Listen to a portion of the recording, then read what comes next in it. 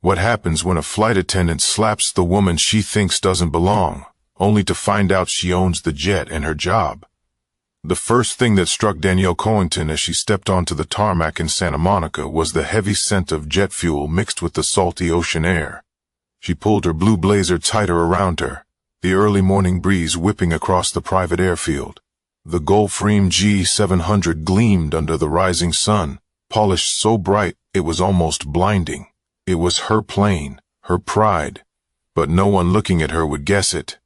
Danielle climbed the short stairway, her low heels tapping neatly against each step. Inside, the cabin was still empty, quiet, the plush leather seats and mahogany panels waiting for their guests. She placed her carry-on near the seat she always preferred, right side, second row. Without thinking, she shrugged off her blazer and draped it over the seat. The flight was supposed to be a routine trip to Dallas, a quick stop for a board meeting, then back to LA by evening. Danielle checked her watch. She was early as usual. She loved being early. It gave her a chance to breathe before the day swallowed her whole, but that calm didn't last long.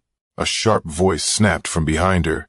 "Excuse me, who are you, and what are you doing here?" Danielle turned slowly. A flight attendant in her 30s, slim with severe blonde hair pulled back in a tight bun, marched down the aisle toward her. Her face was twisted with suspicion, her posture stiff like she was bracing for a fight. Danielle kept her voice smooth. "I'm supposed to be here," she said simply, giving the woman a small, polite smile. But the attendant didn't soften. She stopped just a few feet away, arms crossed tight across her chest. "And who exactly said you could board this aircraft?" Danielle blinked. Was this real? "I own the plane," she said calmly, the words coming out in a steady rhythm. The attendant's laugh was sharp, almost like a bark. "Yes, sure you do," she said. "Ma'am, I'm going to need you to leave right now." For a long second, Danielle didn't move. She just looked at the woman, trying to decide if she was being pranked. But the look in the attendant's eyes wasn't playful. It was hard. It was real. Danielle took a small step forward, her voice still even. "I'm Danielle Covington. I own Covington Aviation. This is my jet." There was a beat of silence, heavy and awkward, but it didn't break the woman's resolve. If anything, she seemed to dig her heels in deeper, like she didn't even hear the words or refuse to believe them. "You need to leave," the attendant said again, this time sharper, louder, cutting through the cabin like a knife. Danielle felt a flicker of anger rise in her chest, but she swallowed it down. She wasn't going to raise her voice. She wasn't going to create a scene. That wasn't how she handled herself. Not here, not anywhere. But before Danielle could say another word, the woman reached out and grabbed her by the arm. And that's when things went from uncomfortable to downright dangerous. Danielle instinctively pulled her arm back, her movements sharp but controlled. "Let go of me," she said, her voice dropping a few degrees colder. Still no shouting, no panic, just a firm, clear warning. But Melinda, the flight attendant, didn't back off. Instead, she took a step closer, her face tight with disbelief and something uglier underneath. "You think you can just stroll onto private property and lie your way into a free flight?" she hissed. "I don't know what scam you're running, but not today." Danielle squared her shoulders, staring at her dead in the eyes. "I'm not running a scam," she said. "I'm the reason this plane exists. You don't know who you're talking to." Around them, the engines on the runway outside coughed to life, distant and rumbling. Inside the cabin, though, it felt like the whole world shrank down to just the two of them. A standoff hanging in the thick, heavy air. For a moment, Danielle thought maybe the woman would finally listen, maybe realize she was making a mistake. But instead, Melinda's eyes flickered over Danielle's jeans, her simple shoes, the blue blazer draped casually over the seat, and her expression hardened even more. In her mind, Danielle didn't look like a billionaire. She didn't fit the picture Melinda had painted in her head of polished white businessmen or older gentlemen with pressed suits and Rolex watches. Danielle could see it all happening behind her eyes, like watching a bad movie you already knew the ending to. She tried one more time, slower. "Get the captain," Danielle said. "Get." But she didn't get to finish the sentence. In a flash of pure, reckless anger, Melinda raised her hand and slapped her. The sound cracked through the cabin, sharp, brutal, echoing off the polished walls and leather seats. Danielle didn't stumble. She didn't cry out. She didn't even flinch. She just stood there, one hand slowly coming up to touch her cheek as her brown eyes locked onto Melinda's with a cold, terrifying palm. For the first time, Linda seemed to realize she had just crossed a line she couldn't uncross. Passengers had started trickling onto the plane behind them, bags in hand, chattering in low voices. But they stopped dead when they saw the scene frozen in front of them. You could almost hear a pin drop. One man, a tech executive from Phoenix, dropped his coffee cup. It hit the carpet with a soft thud, steaming coffee leaking into the fibers. Another woman, a real estate investor from Scottsdale, gasped audibly and pulled her son behind her like a human shield.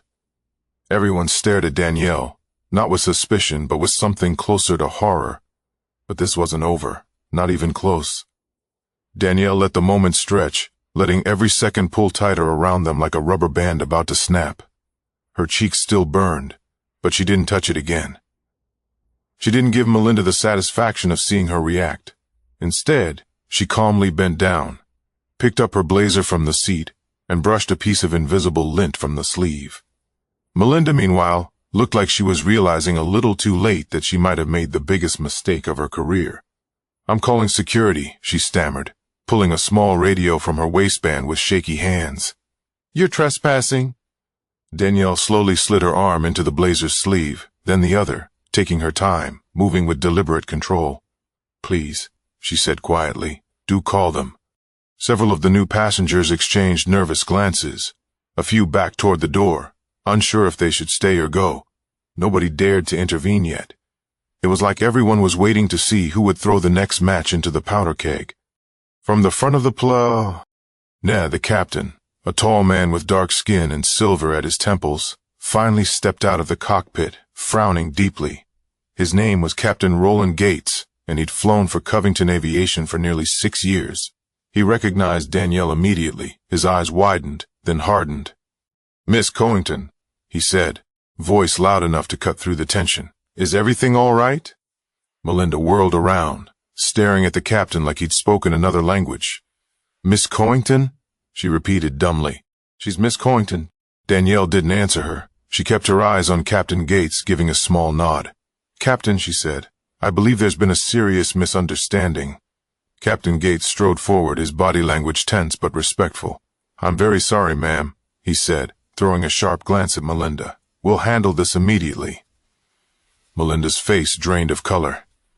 She looked around wildly, as if searching for a way out, as if maybe somehow this could still be salvaged. You're not serious," she said, voice cracking. "This woman said she owns the plane." Danielle finally turned her full attention back to her. "I don't just own the plane," Danielle said, her voice smooth as glass. "I own the company, Covington Aviation Group, this jet, this flight, every employee on it." She let that hang there. Let Melinda's world tilt and spin while the rest of the cabin hung on to every word. But humiliation was only the beginning. What came next was even worse. Melinda stood frozen, her mouth slightly open, her radio dangling from her fingers. You could almost hear the gears grinding inside her head as the reality of the situation slammed into her. Passengers started whispering low and furious. A man near the exit shook his head in disgust. Someone else pulled out their phone. The lens pointed straight at Melinda, ready to capture whatever meltdown might come next. Captain Gates stepped closer, dropping his voice low enough for only Danielle and Melinda to hear. "You need to apologize," he said firmly, "immediately." Melinda's eyes darted from the captain to Danielle and back again. An apology after what she had done? After slapping a woman who had every right to be here, who literally owned everything within reach? For a second, it looked like Melinda might actually try to argue. Her body tensed, her jaw clenched so tight it seemed it might crack. But then something inside her seemed to deflate. Her shoulders sagged, her face flushed a deep, shameful red. As she stammered, "I'm sorry." It was weak, hollow, an apology without weight. Danielle stared at her unmoving. She wasn't interested in hearing a rehearsed line. She didn't want a show for the passengers. She wanted Melinda to feel it, to understand that her snap judgment, her prejudice, her disrespect didn't just bruise Danielle's pride. It revealed a sickness that ran deeper. Danielle slowly reached into the inside pocket of her blue blazer. Without a word, she pulled out a small, heavy business card. Black, trimmed in gold foil, minimalist and powerful. She placed it neatly on the nearest tray table between them, like a dropped gauntlet. It read in sharp, clean letters, Danielle Covington, CEO and founder, Covington Aviation Group. Melinda stared at it like it was a live wire. Her mouth worked, but no sound came out. She stepped back instinctively, bumping into a seat and gripping it for balance. Captain Gates turned to Danielle. "Would you like her removed from the flight, Miss Covington?" Danielle didn't answer right away. She looked around at the silent, wide-eyed passengers, at the staff clustered nervously near the cockpit door, and finally back at Melinda, who stood small and trembling like a child waiting for punishment. She could have destroyed her publicly, fired her on the spot, filed charges, made sure Melinda never worked in aviation again. But Danielle wasn't here to destroy. She was here to teach. "No," Danielle said finally, her voice cutting through the tension like a razor. "She'll stay." The entire cabin seemed to exhale all at once, a long, shaky breath no one realized they'd been holding. Melinda looked up, confused, shocked, almost grateful. But Danielle wasn't finished yet. "You're going to serve me," Danielle said simply, "with respect, with care, just like you should have from the beginning. Let's see if you can learn something today." And if Melinda thought the worst was over, she was wrong. It was just starting. The silence inside the jet stretched on, broken only by the gentle whine of the engines powering up for taxi. Melinda nodded stiffly, swallowing hard, her hands clenched so tight her knuckles turned pale. She took a step back, adjusting her uniform jacket, trying to reassemble herself piece by piece. Danielle settled into her seat like she had all the time in the world. She crossed one leg over the other and stared out the window, ignoring the growing heat in the room around her. It was the longest boarding process anyone on that plane had ever witnessed. Each new passenger who came aboard shot Melinda a questioning look. "So," me whispered behind hands. Some shook their heads openly. A few whispered, "That's her," motioning toward Danielle with wide eyes. Melinda forced herself to go through the motions, smiling stiffly, offering drinks with a tight throat, moving like a puppet whose strings were tangled. Every time she glanced at Danielle, she was reminded, not by words, but by presence alone, that she had misjudged someone who held more power than she could even comprehend. As the plane took off over the bright California coastline, Danielle leaned back in her seat and closed her eyes, feeling the subtle pull of gravity fall away. She didn't need to speak. The lesson was happening without her lifting a finger.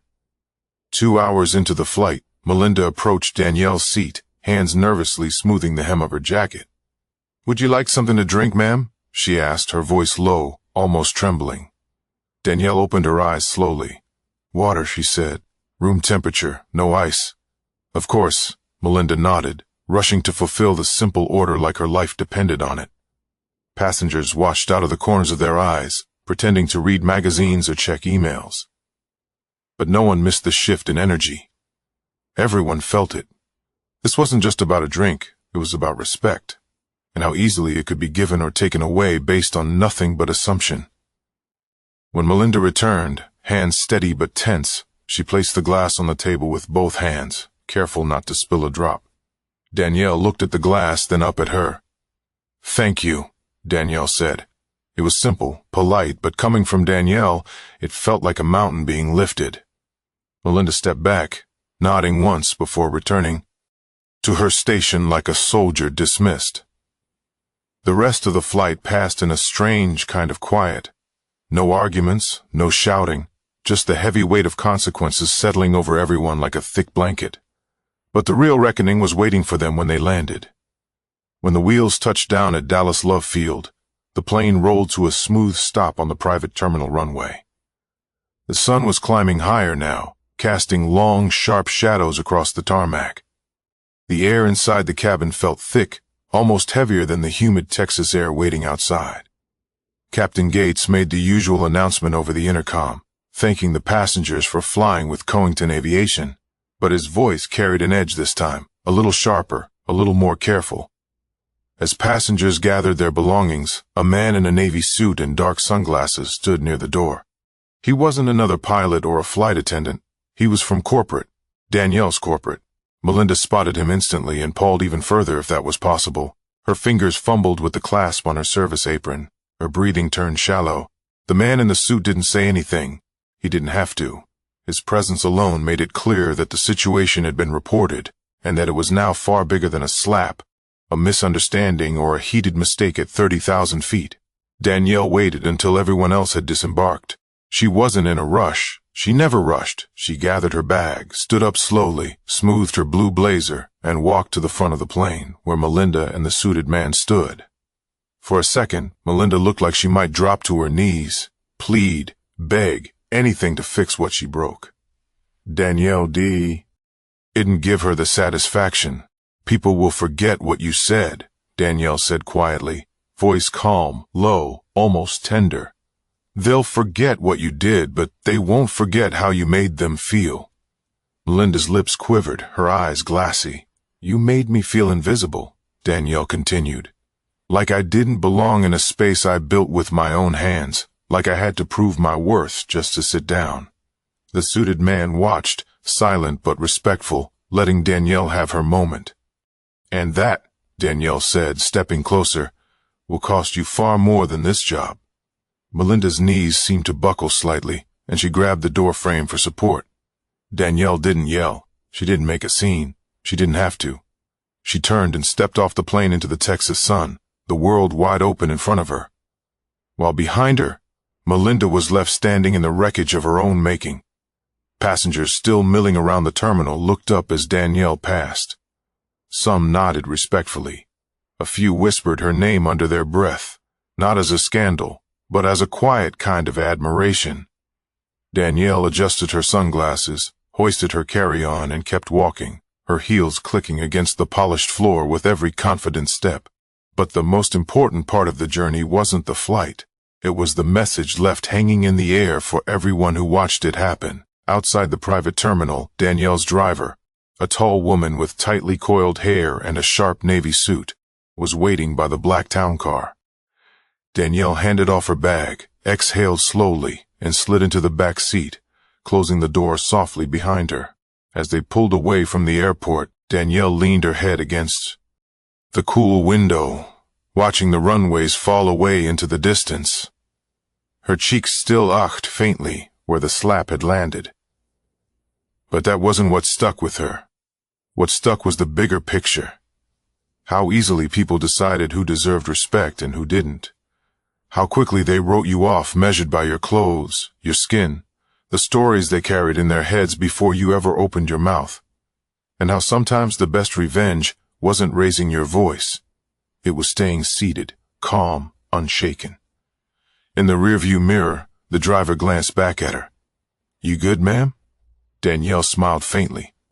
"I'm good," she said. Some lessons just cost more than others. They drove through the busy Dallas streets, past glass skyscrapers and local diners, past construction crews and street musicians, past everyday people rushing through their own complicated days, people who might be judged, underestimated, overlooked every single hour of their lives.